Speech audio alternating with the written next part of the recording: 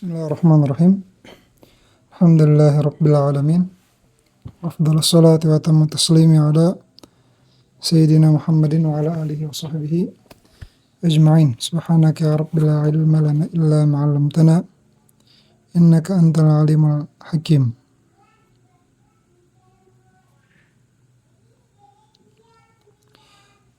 Kemarin kita udah menjelaskan bahwa wa ba'du inna hadhihi muqaddimah fima ala qari'i an ya'lama wajibun 'alaihi muhattamu qabla syuru'i awalan an ya'lamu. Di dua bait tadi Imam Ibnul Jazari mengatakan bahwa ini muqaddimah atau kitab ini atau matan ini adalah sebuah muqaddimah tentang hal-hal yang perlu diketahui oleh para qari sebelum membaca Al-Quran atau ya sebelum menghafal Al-Quran mungkin kali ya. Maksudnya adalah karena membaca waktu itu hampir sama dengan menghafal, karena nggak semua orang punya mushaf gitu. Jadi orang ya pertama kali belajar Quran maksudnya adalah menghafal gitu, dinulis habis itu ntar dihafalin. Maka kalau misalnya dia bilang qad qara al-Quran, dia telah membaca Al-Quran, telah ngatamin Al-Quran, berarti dia maksudnya adalah telah hatam setoran 30 juz. Nah apa aja kemarin yang pertama disebutkan adalah makharijul huruf was sifat. Nah terus Asy-Syarih yang menyarahkan kitab ini, Imam Zakaria Al-Ansari, menyarahkan apa itu makharijul huruf, dan kita sudah sampai pada wa an ya'lamu as-sifati, dan juga bahwa para qurra itu, para penghafal Quran atau orang yang ingin belajar Al-Quran itu wajib muhattam, wajib sangat-sangat wajib gitu, wajib dan ditambah dengan penekanan itu dengan kalimat muhattam. Untuk apa? Setelah wajib mengetahui makharijul huruf juga wajib mengetahui as-sifat. Wa an ya'lamu juga bagi mereka wajib, wa an ya'lamu, dan wajib bagi mereka an ya'lamu untuk mengetahui as-sifat allati lil huruf wal murad masyhuruha wa hiya 17 kama yu'lamu mimma ya'ti. Dan wajib bagi mereka untuk mengetahui sifat-sifat allati lil huruf, sifat-sifat yang dimiliki oleh huruf-huruf yang tadi sudah disebutkan gitu, bahwa harus mengetahui makharijul huruf, harusnya wasifatul huruf, tapi hurufnya dihapus dan dijadikan alif lam namanya. Jadi idhofahnya dihapus terus diganti dengan alif lam. Nah maka Syarih menjelaskan bahwa sifat di sini maksudnya adalah sifat huruf gitu, bukan sifat yang lain. Wal murad masyhuruha, dan yang dimaksud dengan huruf sifat-sifat di sini sifat-sifat yang masyhur, karena nanti ada sifat-sifat yang mungkin orang yang mutakhasis di ilmu qiraat yang punya, yang tahu itu gitu. Kayak misalnya ada beberapa sifat atau ada beberapa cara metode membaca di qiraat lain gitu. Nah itu tidak ada di kitab ini. Yang ada di kitab ini adalah sifat-sifat dasar yang harus diketahui oleh orang yang belajar tajwid. Wa hiya 17 kama yu'lamu mimma ya'ti. Dan dia sifat-sifat huruf itu ada 17. Seperti nanti akan diketahui dari yang akan di bab pembahasannya gitu. Liyantiqu fi nuskhatin liyalfidhu bi afsahil lughat. Kenapa harus belajar makharij dan sifat huruf? Kenapa harus belajar tempat keluar dan juga sifat-sifat huruf? Tujuannya adalah liyantiqu, agar mereka bisa mengucapkan, melafalkan. Nah di sini ada sebagian yang narasinya atau kalimatnya itu dengan kalimat liyantiqu, di naskah yang lain ada yang mengatakan liyalfidhu. Intinya nutak dan talaffuz itu hampir sama lah gitu ya. Ya kita nggak bahas lebih panjang agar tidak terlalu lama. Intinya adalah agar mereka itu bisa mengucapkan, bisa berucap. Kalau talaffuz itu intinya adalah mengeluarkan sesuatu dari mulut. Nah, termasuk kalau orang yang membuang ludah misalnya, itu dikatakan yalfadhu syai'an gitu. Yalfadhu nukham misalnya, membuang dahak misalnya, itu dikatakan yalfidhu nukham. Nah kalau nutak itu lebih ke pengucapan gitu. Nah ala kulli hal yang jelas kenapa harus belajar makharij dan sifatul huruf agar ucapannya itu lebih fasih, biafsahil lughat. Dengan agar mereka bisa mengucapkan sesuai dengan bahasa yang paling fasih. Wa hiya lughatul Arab allati nazala al-Qur'anu biha wa lughatu nabiyyina Muhammadin sallallahu alaihi wasallam wa lughatu ahli al-jannah fiha li khabarin uhibbul Arab li thalath li'anni Arabiyyun wal Qur'anu Arabiyyun wa lisanu ahli al-jannati fil jannati Arabiyyun wa unzila al-Qur'anu bi lughatihim rawahu Ibnu Nazim fi syarhihi lil muqaddimah al-madhkurah. Nah, apa itu bahasa paling fasih? Maksudnya adalah agar mereka bisa mengucapkan huruf itu dengan sesuai dengan apa yang diucapkan oleh orang Arab. Nah, maka dari sini kita bisa memahami bahwa Al-Imam Ibnul Jazari itu memuji bahasa Arab sebagai bahasa paling fasih. Tapi bisa juga maksudnya bukan bahasa Arab secara umum gitu. Tapi bisa juga di sini diatafkan sama Imam Zakaria Al-Ansari, dikatakan wa hiya lughatul Arab allati nazala bihal Qur'an. Maksud dari lugah paling fasih adalah bahasa Arab. Yang dengan bahasa Arab tadi Al-Qur'an turun. Dan bahasa Arab itu turun bisa berarti ahruf dengan 7 huruf. Nah dikatakan bahwa 7 huruf tadi atau 7 cara membaca tadi bukan qiraah sabah ya. Itu lebih luas dari qiraah sabah. Dikatakan bahwa 7 huruf tadi hampir mencakup sebagian besar bahasa-bahasa Arab dengan berbagai macam lahjah-lahjahnya gitu. Karena orang Yaman beda dengan orang Irak, beda dengan orang Syam, beda dengan orang di Jazirah Arabia sendiri. Masing-masing kabilah punya bahasa-bahasa khusus bagi mereka. Tapi dikatakan bahwa bahasa paling fasih adalah bahasanya Quraisy, bahasanya orang Mekah.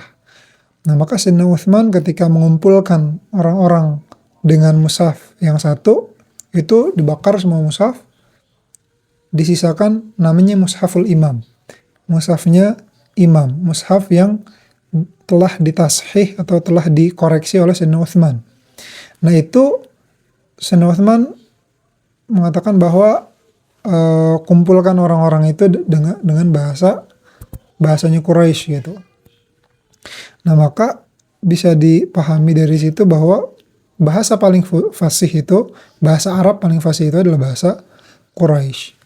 Nah maka sebagian besar Quran yang dibaca dengan berbagai riwayatnya itu adalah berpatokan pada bahasanya Quraisy. Walaupun itu mungkin ada di kabilah-kabilah lain atau mungkin itu sedikit banyak mengambil dari kabilah lain gitu, bukan.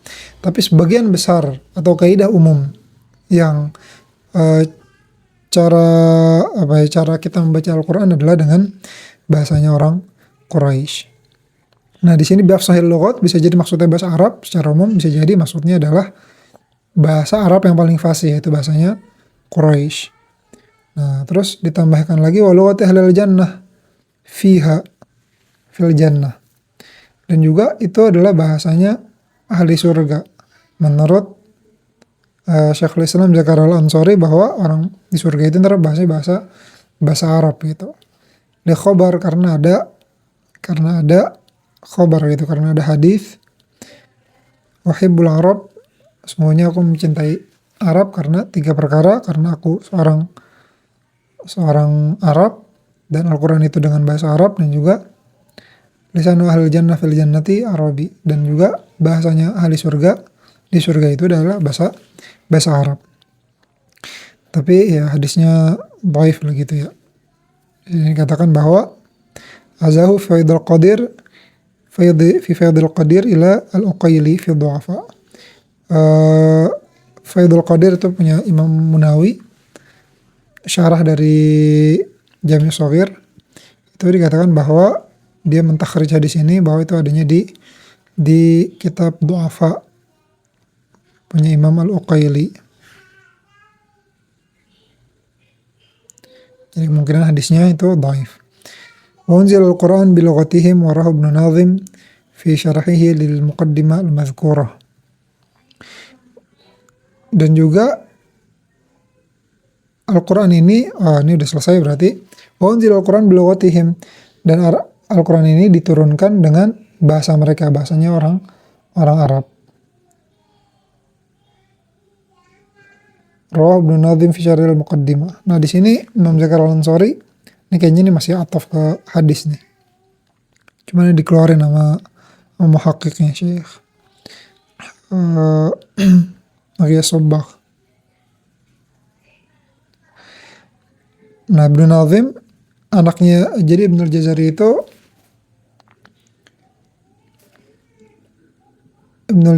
itu ahli hadis ya. Nah, dia punya anaknya juga ahli hadis. Dikatakan bahwa anaknya ini meriwayatkan hadis ini. Ala kulli hal, yang jelas kenapa harus mempelajari makharijul huruf dan juga sifat-sifat huruf, agar pengucapannya itu sesuai dengan bahasa Arab yang fasih. Dengan mengucapkan dengan bahasa Arab yang fasih, maka makna dan pemahaman dari yang kita baca juga akan menjadi benar dan sesuai gitu. Nah, maka bacaan sholat kita, doa kita, bacaan Quran kita, zikir-zikir kita, semuanya juga jadi mengandung makna-makna yang benar. Tapi kalau misalnya kita makhraj dan sifatnya nggak benar, pasti nanti ketukar-tukar hurufnya, dan nanti pastinya akan menimbulkan makna yang salah juga. Wa yatafarra'u ala ma dzukir furu'un bi an yatawalladul harfu min harfain wa yataraddadu baina makhrajain ba'duha fasihun wa ba'duha ghair fasih. Wal waridu min al-awwal fil Qur'an khamsah: al-alif al-mumalah, wal hamzah al-musahhalah, wal lam al-mufakhamah, was sadu kazai, wan nun al-mukhfat. Nah, tadi kan dikatakan bahwa ada orang yang ngucapin pakai bahasa Arab yang benar kalau dia belajar tajwid, ada juga yang nggak benar gitu, ada yang fasih dan ada yang nggak fasih. Nah, sekarang qad yatafarra, jadi kalau misalnya dia fasih berarti bacaannya benar, dia dapat pahala, bacaan sholatnya benar. Kalau dia nggak fasih berarti dia nggak benar dan nggak dapat pahala misalnya. Nah, sekarang qad yatafarra ala ma dzukir itu bisa dicabangkan dari pembahasan tadi beberapa furu masalah fikih. Jadi ini ceritanya beliau sebagai seorang faqih mengatakan bahwa ini bisa jadi di sini ada sebuah masalah yang perlu dibahas gitu. Yaitu andai seseorang itu yatawalladul harfu minal harfain wa yataraddad baina makhrajain ba'daha fasih wa ba'daha ghair fasih. Jadi gimana kalau nanti seseorang itu membaca Al-Qur'an dengan jadi keluarnya huruf tadi keluarnya huruf itu tadi di tengah-tengah antara dua makhraj, antara benar dan nggak benar gitu. Mengeluarkan huruf itu keluar dari dua huruf dan dia di antara dua makhraj, ba'duha fasih wa ba'duha ghair fasih. Jadi sebagiannya fasih, sebagiannya nggak fasih misalnya. Dia bacanya dot, tapi dotnya agak ke dal-dal dikit gitu, atau ke dha dikit. Wala dhalin itu dal tapi ada istitolahnya misalnya. Wal waridu minal awal fil Qur'an. Nah, huruf yang keluar dari dua makhraj tadi sebagiannya fasih dan sebagiannya tidak fasih. Nah, yang fasih itu ada 5. Nah, di sini misalnya contohnya ada alif al-mumalah. Jadi dia antara fathah dan kasroh gitu. Bismillahi majreha. Itu majreha kan sebetulnya itu kalau kalau dia kasroh, kasrohnya fasih atau fathah, fathahnya fasih gitu. Tapi dia ada di tengah-tengah gitu. Wal hamzah al musahalah a jamiyun a, yang a keduanya itu namanya hamzah musahalah, harusnya a jamiyun, tapi hamzah yang keduanya nggak benar-benar dibaca gitu, nggak ada syiddahnya. Yang ketiga lam al mufakhamah, Allah Allah, harusnya kan lam itu la kan dia nggak mufakham kan, murokok, dia harusnya tipis, tapi jadi tebal. Wasad kazai, misalnya kayak ziratal ladzina gitu ya. Itu di qiraat lain tapi nggak ada di qiraat kita.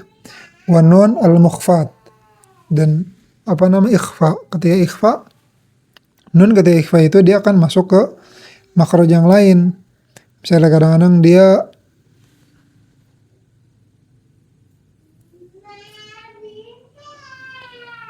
dia apa namanya, setelahnya ada kaf misalnya,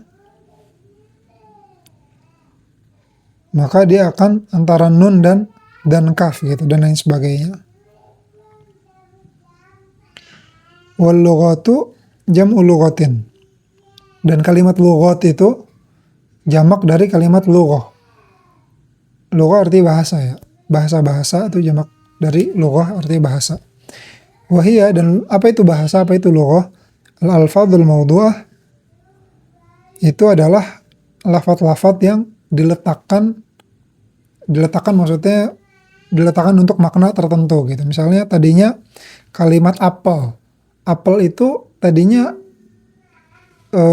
kalau orang ngucapin apel itu nggak ada maknanya gitu. Tapi terus orang mengatakan bahwa apel itu untuk buah berwarna merah. Nah akhirnya jadi apel itu punya makna itu buah yang berwarna merah. Nah siapa yang membuat dia jadi bermakna? Wadi'ullah, itu orang yang meletakkannya. Misalnya televisi, dulu nggak ada kalimat televisi, terus pabrik pertama menamakan produk itu televisi, namanya dia, maka pabrik pertama itu dia namanya wadi'ullah, dia meletakkan bahasa tadi untuk makna tertentu. Min laghiya bil kasar yalgha laghiyan idza lahija bil kalam. Asalnya dari laghiya yalgha. Kalimat laghiya yalgha laghiyan itu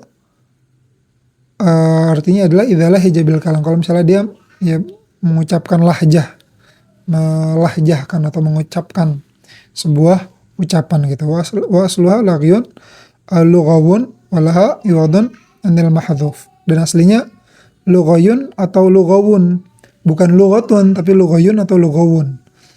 Nah terus haknya itu iya atau wawnya ini berat, akhirnya dihapus, walha iwadun anil mahdhuf, terus diganti dengan ta marbutoh.